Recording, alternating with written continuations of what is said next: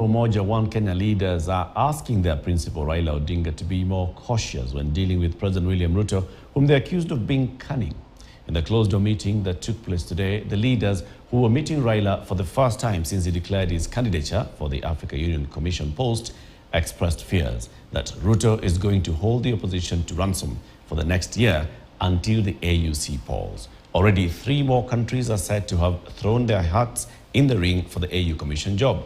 KTN's political affairs reporter Emmanuel Tor with the intrigues of the heated meeting.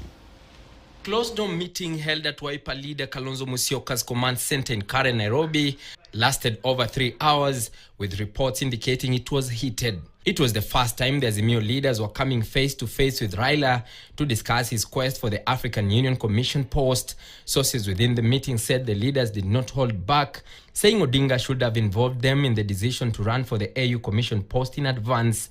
They, however, promised to back him fully. A very good afternoon.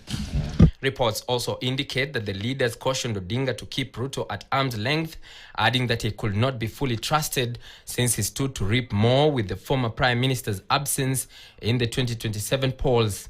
The leaders also raised concern over the president's ability to deliver the AU post, noting that he had had frosty relations with the neighboring countries in the recent past, despite only being in office for about 16 months.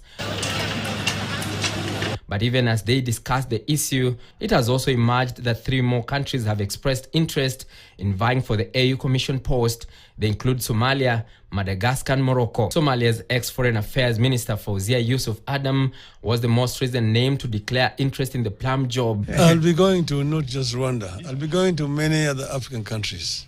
And just watch this piece. I need to talk to many leaders across the continent.